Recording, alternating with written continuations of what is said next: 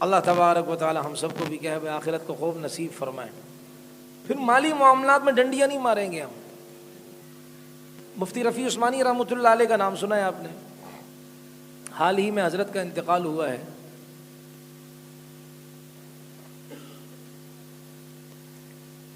اس نے پرچی دی ہے نا، اس کی پرچی تو پھر پانی پی لو نا، پہلے پرچی بھی تو ایسی تگڑی دے گا نا، یہ ویسے بھی لگتا ہے آج کل پھر پرچی سسٹم شروع ہونے والا ہے۔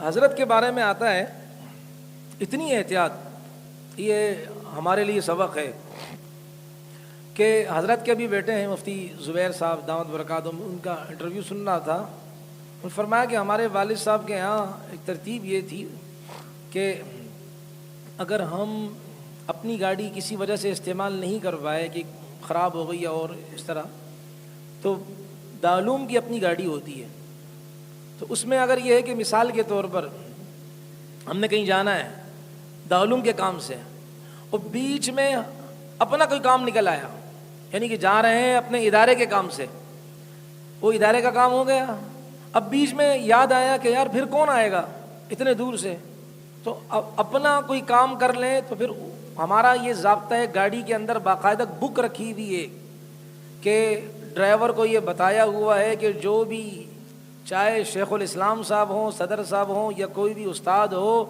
جب اپنے ذاتی کام سے گاڑی کو استعمال کرے گا فوراً پھر آپ میٹر پہ چیک کر لینا کہ کتنے کیا ہیں وہ کلومیٹر ہو چکے ہیں، اب یہ آگے جو جائے گا تو یہ اس کے ذاتی کلومیٹر ہوں گے، تو جتنے کلومیٹر اس نے اپنے ذاتی استعمال کیے ہیں وہ پیسے ان سے آپ وصول کریں گے۔ وہ کلومیٹر کا ایک پیمانہ طے ہے کہ بھئی 1 کلومیٹر پہ اتنے پیسے، اس میں گاڑی کی ٹیوننگ کا خرچہ بھی آ گیا اور اسی طرح آئل وغیرہ کے استعمال کا بھی ہے، وہ ایک مشورے سے ایک کام طے کیا ہوا ہے کہ 1 کلومیٹر کے پر اتنے پیسے، پر کلومیٹر اتنے پیسے۔ اور اگر وہ پھر جب ہم واپس آتے ہیں دارالعلوم تو ڈرائیور پھر کیا ہے ہمیں پرچی کارڈ کا دیتا ہے کہ بھائی حضرت یہ میں نے دیکھا تھا میٹر پہ تو یہاں تک تو اجتماعی تھا، اس سے آپ نے آگے انفرادی اپنی ذات کے لیے گاڑی کا استعمال کیا، اتنا کلومیٹر آپ کا بنتا ہے، اس کے حساب سے آپ کے اتنے پیسے گئے، حضرت یہ پرچی ہے مجھے پیسے دے دے، میں دارالعلوم کے وہاں خزانچی کے پاس جمع کرا دوں۔ اور بسا اوقات اگر پیسے نہیں ہوتے تو مدرسے کی تنخواہ میں سے اتنے پیسے کاٹے جاتے ہیں۔ یہ ہے خوف آخرت۔ کبھی ایسا بھی ہوتا ہے ہم تو ہے نا بھائی اجتماعی چیز، ہاں لے جاؤ استعمال کرو، گھومو پھرو، گھومنے میں بھی لے جاؤ استعمال کرو۔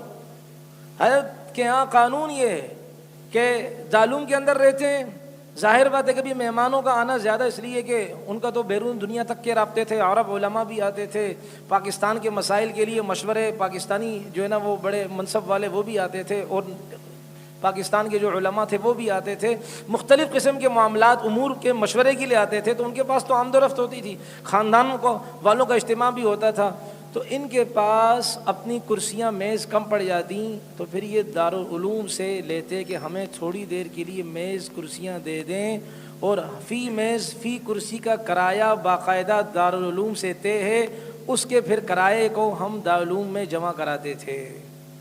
ابھی تک ہمارا یہ اصول ہے، کوئی ہو دارالعلوم کا بڑے سے بڑا کچھ شیخ الاسلام صاحب مفتی تقی عثمانی صاحب بھی کیوں نہ ہو، لیکن سب اس اصول کے پابند ہیں، ہر ایک نے اس اصول پر کام کرنا ہے، اس لیے کہ یہ پیسہ آپ کا میرا نہیں، یہ لوگوں نے دیا ہے، یہ زکوٰۃ کا پیسہ ہے، یہ لوگوں نے جو ہے نا آپ پر اعتماد کر کے دیا ہے، یہ لوگوں نے صدقے خیرات کے پیسے دیے ہیں۔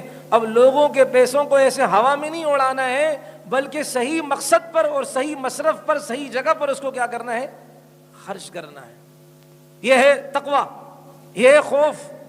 میں یہاں بہار کی بات بتاؤں، ایک طالب علم تھا، اس نے چھٹیاں کی تھی تو ان کی دادی ہیں، انہوں نے پیغام بھیجا کہ بھائی آپ ذرا ان کو لے جائیں اور یہاں ان سے سفارش کرا لیں۔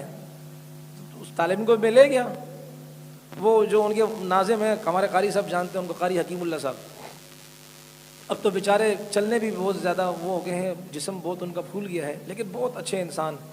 اب دیکھیں میں نے ان سے کہا کہ حضرت وہ میں اس کی درخواست اگر آپ، میں اس کو لے کر آیا ان کو بٹھا دیں۔ حضرت نے فرمایا درخواست لکھ کر دیں، اصول ہے۔ اور میں چونکہ جلدی میں تھا، مجھے تو پتہ نہیں تھا کہ یہ میرے ساتھ کہانی ہونے والی ہے، میں ان کے گھر گئے, انہوں نے کہا بھائی اس کو لے جائیں, اور میں لے گیا تو انہوں نے کہا بھی درخواست لکھ دیں, میں بٹھا دوں گا. اب میں درخواست دیکھ رہا ہوں, پرچہ جیب میں دیکھ رہا ہوں, جو پرچہ تو پرچہ نہیں ہے, اور ان کے سامنے اتنے پرچے رکھے ہوئے ہیں, وہ دے نہیں رہے. انہوں نے یہ نہیں کہا کہ میں ان سے مانگا بھی نہیں, انہوں نے یہ بھی نہیں کہا کہ یہ آپ کہیں سے پرچے کی ترتیب بنا لیں. فوراً دماغ میں بات آئی کہ وہ حضرت بنوری رحمۃ اللہ علیہ کی بات میں سنایا کرتا تھا نا, کہ یہ مدرسے کے جو پیپر ہوتے ہیں وہ مدرسے کے کام کے لیے ہوتے تھے. حضرت اپنے کام کے لیے الگ سے اسٹیشنری رکھتے تھے اور الگ سے پیپر رکھتے تھے, ذاتی کام مدرسے کے پیپروں سے نہیں کرتے تھے. تبھی تو آج اس ادارے کی گونج پوری دنیا میں ہے, اسی کی برانچ ہے یہ. تو اتنے سارے پیپر رکھے ہوئے تھے, لیکن وہ مدرسے کے پیسوں کے تھے. ایک پیپر اگر دیتے کیا ہو جاتا, لیکن کیا ہے, آپ کے مال میں خیانت ہو جاتی جو آپ دیتے ہیں ان کو. تو بظاہر یہ جھٹکا تھا, لیکن میں نے کہا واقعی بھائی یہ دنیا نیک لوگوں سے خالی نہیں ہے. کتنا بڑا سبق دیا ہے انہوں نے کہ ہم مدرسے کے پیسوں سے خریدی ہوئی چیز کا استعمال مدرسے میں کریں گے.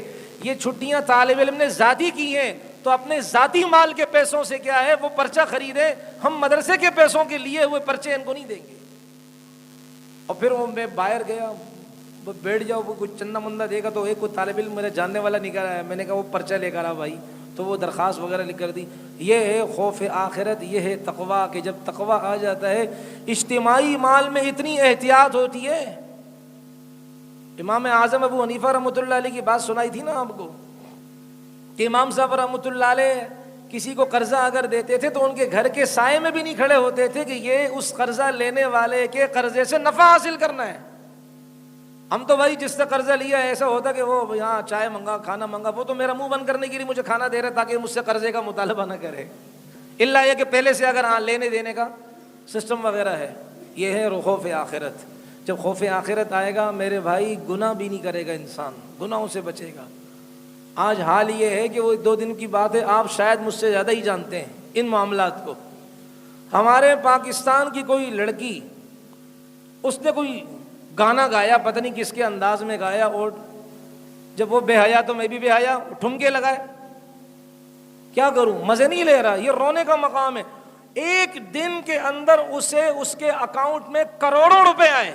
یعنی اتنے بے غیرت بن چکے ہیں وہ لوگ کہ جو مجرا دیکھنے والے اور بے حیائی دیکھنے والے قرآن سنتے ہوئے موت آتی ہے, لیکن کوئی عورت, ہماری بچی, مسلمان بچی, ان بے غیرتوں کو تو شرم آنی چاہیے تھی اور اس کے کمنٹ میں لکھنا چاہیے تھا تو مسلمانوں کی بچی ہے, تو ناچتے ہوئے نہیں, تو نماز پڑھتے ہوئے اچھی لگتی ہے. لیکن وہ بے غیرت تھے, انہوں نے اس کے اکاؤنٹ میں پیسے دیے, ایک دن کے کروڑوں روپے بنے. اور جس کپڑے میں, جس ڈریس میں اس نے ڈانس کیا تھا, 4 لاکھ کا کی بولی لگی اس کی. یعنی اب مسلمان اتنا ڈیپ ہو چکا ہے کہ اپنی بہن کو نچاتے ہوئے جن کپڑوں میں وہ ناچی ہے ان کپڑوں کی بھی بولیاں لگانے والے بن چکے ہیں. تبھی تو پھر یہ آئیں گے بے شرم لوگ ہم پر. ہم سب نزلہ ان پر نہ پھینکے, کچھ ان کی بھی غلطیاں, کچھ ہماری بھی انفرادی بھی غلطیاں ہیں. تو اس لیے میرے یہ تقویٰ اگر ہوتا.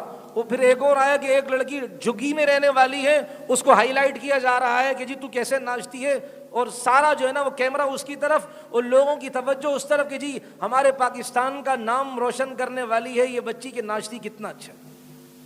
کبھی اتنا اگر ہم حافظ قرآن کو, اور ہمیں ضرورت نہیں اس میڈیا کے جو ہے نا وہ تعریفات کی کہ حافظ قرآن کی وہ کرے, ہمیں اس کی ضرورت نہیں. اس کو تو اللہ انشاءاللہ, خدا کی قسم, قرآن پاک کے پڑھنے والے کو قیامت کے دن اللہ تعالیٰ وہ درجے عطا فرمائیں گے انشاءاللہ. اس دن پھر لوگ روئیں گے, خون کے آنسو روئیں گے. ان بچوں کے سینے میں جو قرآن ہے کس کا ہے بھائی؟ اللہ کا. ھذا کتاب انزلناہ مبارک, یہ کتاب ہے ہم نے اتاری ہے, برکت والی ہے.